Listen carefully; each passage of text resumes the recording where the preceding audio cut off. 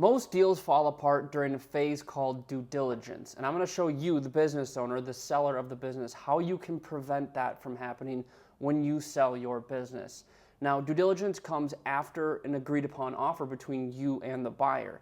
And it can last anywhere from 30 days to 60 days to 90 days. And again, you agree on that timeline with the buyer in the LOI, the letter of intent. So that's the initial offer where you agree upon the length of due diligence. And once that offer is accepted between you and the buyer, that due diligence period begins. Now, this is the phase where the buyer really gets to take a closer look at your business. This is when they request a lot of documents, they ask a lot of questions. If you've sold a business before, you're probably well aware of this process that I'm talking about. A lot of business owners get burnt out during this phase. They underestimate what goes into a process like this. This is really the time for the buyer to solidify their decision and to verify everything that they put in their letter of intent, their LOI, to you. So they're really making sure that they are good on moving forward, and they're really crossing their T's and dotting their I's. And so it can be overwhelming for you, the business owner, because you're providing all this information while probably trying to run the business at the same time, while probably having a family and doing other things outside of business, right? So it is a very all hands on deck phase. And again, this is where deals typically fall apart for a variety of reasons. One of them being buyers get cold feet. And sometimes things start to get really serious during this phase and they end up walking away and they don't want to do the deal anymore.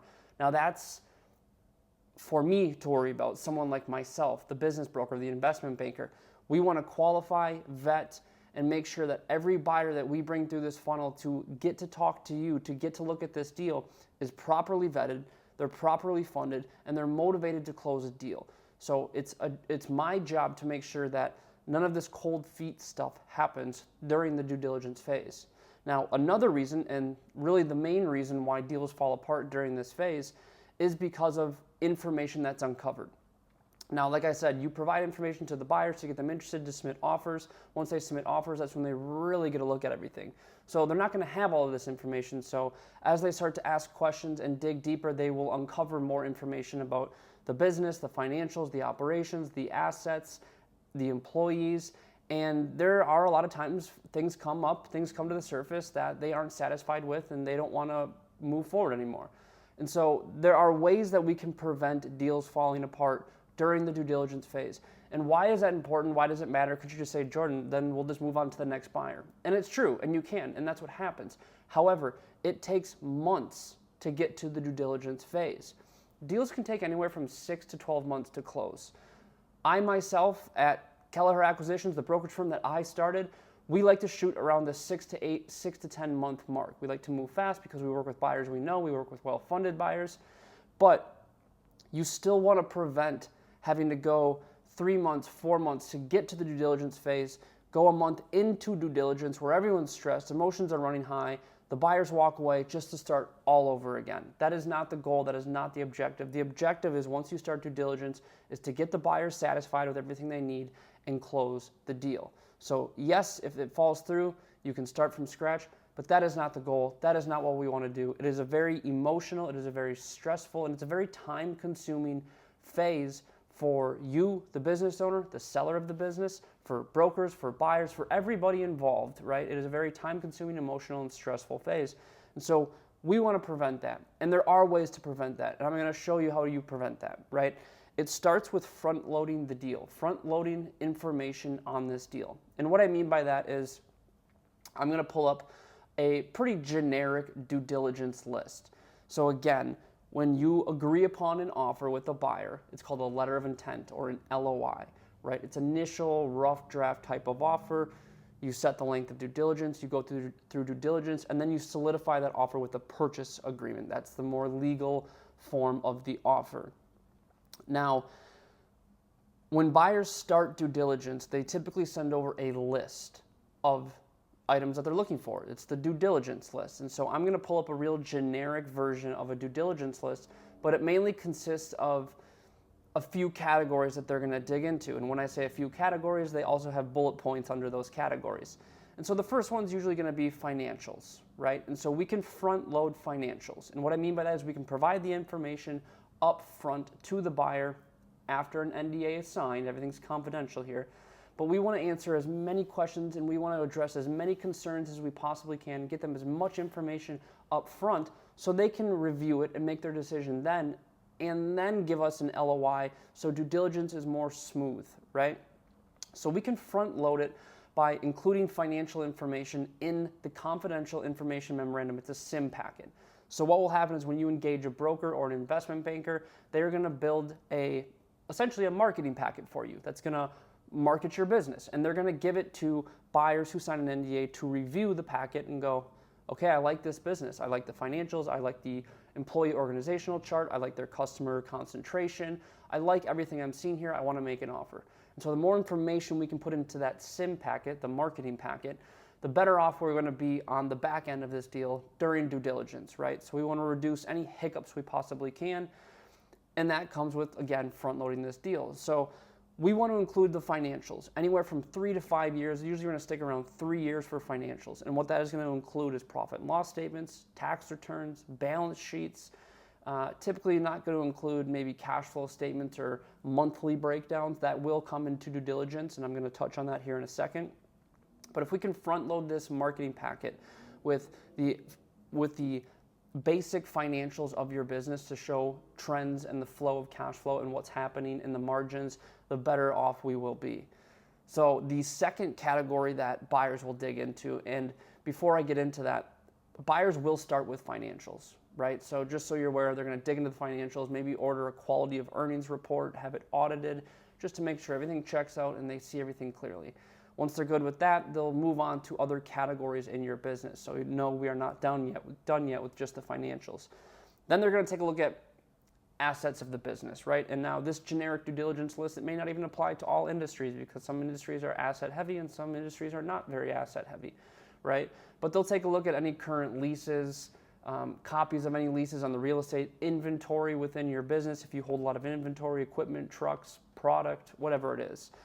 Any outstanding construction projects, any warehouse locations, what software, what asset software are you using on the back end for your back end systems, right? So like I said, they're going to start to get a better understanding of your business, get more comfortable with their decision, and they're going to verify, right? So if we can front load any of this information in the marketing packet, which we can, and which is what we do at Kelleher Acquisitions, is just try and put all this information in this marketing packet, right?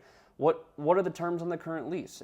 Are you having to re-sign a lease soon? Let's put the locations of the warehouses in there. Let's put what type of inventory you have, right? What are the assets in the business? Just front loading this deal with all the information so we can streamline the rest of this process, and it's going to shave months off of the transaction process. And again, if you have not sold your business before, go talk to somebody who has. They will tell you due diligence is a real headache if you don't properly plan for it and if you don't properly get organized for it. So that's what I'm trying to do. I'm trying to solve that problem for you so when it's time to sell, you have a nice smooth process, you get your asking price, and you get it done in under 12 months, right? The goal will be to sell within 6 to 10 months. That's the ideal target for us. So now that the buyers looked at the financials of your business, they've looked at the assets of your business, they're going to take a look at who makes up the business, the employees, the organizational chart of your company, of your business, right? So another good way to front load this deal, and you're going to have to provide all this information to your business broker or your investment banker, and they're going to ask you a bunch of questions, right? But it's just as important to offer up this information as well. So again, this is why I'm making this video, because it's better to just get it all out there for the buyers, so once they sign an NDA, that they can then take a look at all of this information. So the employees, how can we front load this? So who are the employees? How long have they been there? Who are the key employees? Who are the department heads? Who's the management team? Who are the operators, right? Now, this is going to be different for everybody, of course. Some may have 5 employees, some may have 55 employees, right? But we want to build an organizational chart. And really that's what it is. It's that trickle-down tree of who are the managers, who are the employees under those managers, who are maybe some operators under those individuals. So we really want to break it down with how long they've been there. Are they W-2? Are they 1099? Do you work with subcontractors? How long have you been working with them? And really provide all of this information, because the employees are going to be a really important aspect that buyers are going to look at, especially your management team. Who are the individuals that are making the big decisions within your business, right? And yourself included will be on this organizational chart. Will provide what your duties and responsibilities are within your own business, but like how many hours are you working and what are you responsible for? What are you doing on a daily basis? Because we're going to remove you from this equation when you sell your business, and the buyer needs to know, what kind of shoes do I need to fill, right? Now, they're not going to be able to fill them completely to what you have been doing, but they need to make sure that they don't have to fill shoes that are directly correlated to bringing in revenue in the business, right? That is a hard thing to replace for a lot of buyers. And so if you can remove yourself from those revenue generating operations, the better. But I don't want to get sidetracked. The category of employees is going to be very important. We can also front load that into the SIM packet or that marketing packet. Now, the next thing is going to be based around the operations of the business, right? Who orders the inventory and the supplies?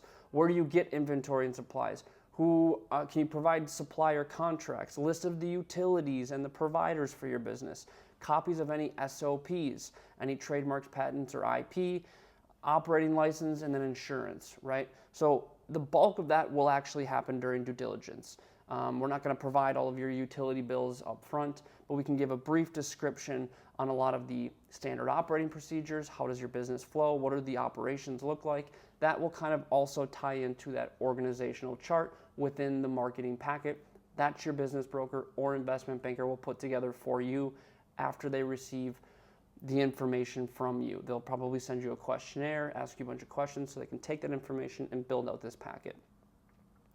Moving on to the legalities of your business, this will mainly happen within due diligence as well. So not so much we can front load here, but it's going to go into the third thing I want to talk about after we cover this list. So do you have any NDAs in place with any employees, any pending litigation, any employee contracts, any distribution or sales agreements, right? So all of this legal stuff, we want to make sure it checks out. Again, not so much you can front load, but you can put in under the executive summary in this marketing packet, maybe touching on who your suppliers are if you're in contract with some of them, right? We can still hit on a lot of this, but it's going to lead into this third thing that I want to talk about. Again, let me finish this due diligence list. The last category is going to be miscellaneous questions. And this is going to be questions that pertain to your business specifically, your industry specifically, right?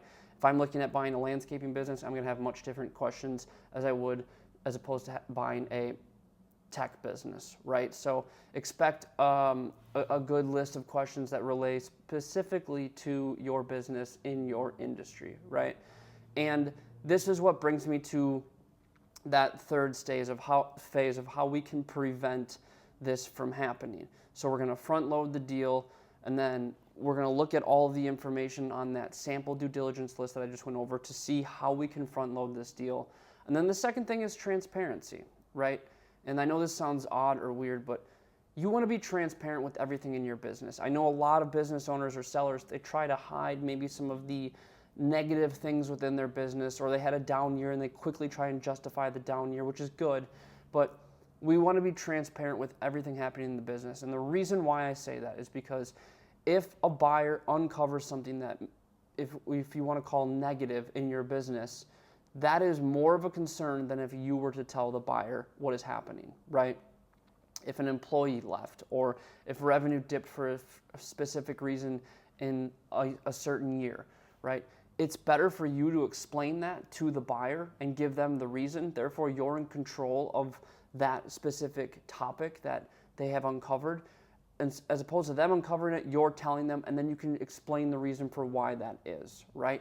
And if they are the ones to uncover this during due diligence, or they ask you a question and then you give them the answer to that specific thing that they are looking at, that is more concerning, because what else is there, right?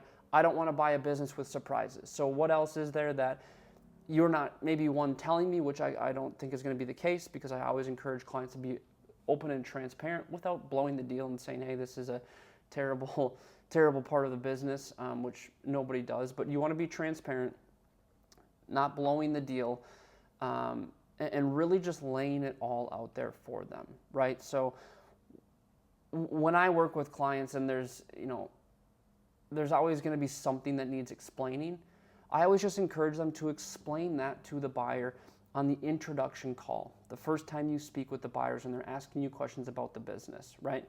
Maybe touch on it if it comes up. You don't have to voluntarily give them all of this negative information on your business, but if they're asking about something specific, just say, hey, yeah, oh, and then, when in 2023, we dipped down a couple $100,000. That was because we had decided to invest in this, or we decided we had legal fees on this, whatever it is, right?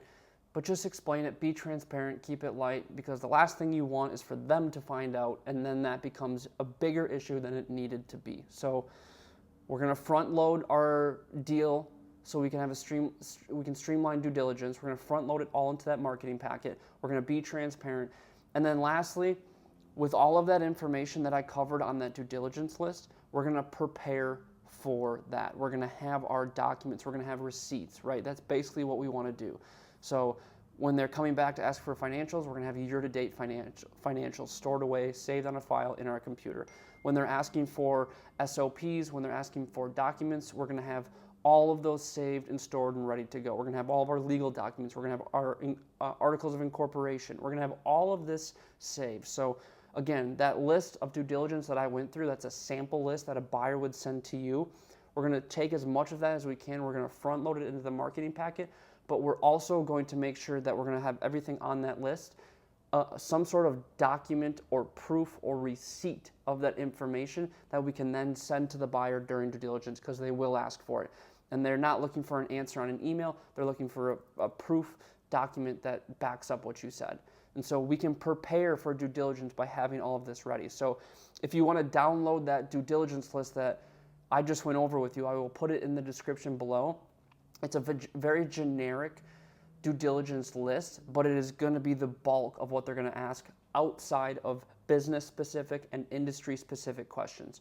So if you want to download that and get prepared for due diligence by having all of that documentation ready, your SOPs, your articles of incorporation, any legal documents, copies of leases, utility bills ready to go, financials ready to go, W-2s on your employees ready, like just everything documented and saved, and put it in a due diligence folder on your computer file. That way, when that day comes and they send over this checklist, you can just send it all off, because that process alone will take a long time, and it's very stressful, and you could be very busy in your life at that time, and you could be very busy in your business at that time. So again, we want to streamline this and prevent any headaches. And the rockier it gets, the more stressful it gets, and the more emotional it gets, the higher our chances of this deal blowing up will increase. So that is not what we're trying to do. That is not the goal of this.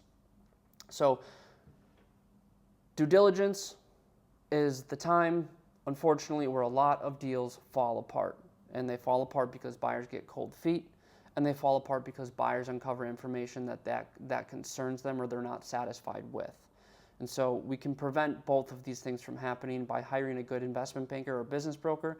That is the job of what I do, is qualifying these individuals, and also by preparing, front loading, and being transparent. And that is also the job that I do by getting clients ready, getting them prepped for calls, and getting all of this information organized in the proper way so that due diligence is a smooth process. And by the time due diligence ends, that 30-day period, that 60-day period, that 90-day period, by the time that is done, we are wrapping up the purchase agreement, and the buyer is securing their funding and getting ready to finance this deal so they can wire you at the day of close, and you are one of the small few that had a smooth process. You got your asking price, and you didn't have to have too many sleepless nights or stressful days having to go through this process. So if you have any questions on what due diligence looks like, how you can better prepare for it, feel free to let me know in the comments. This is what I do. I'm a business broker. I founded Kelleher Acquisitions here out of Austin. We work nationwide. If you have any questions, or if you want to prepare or get some exit planning together, feel free to give me a call. My website should also be in the description below this video. You can go ahead there, book a call, and I'd be more than happy to talk about the sale of your business or how to get it prepared. But I appreciate you watching. Thank you.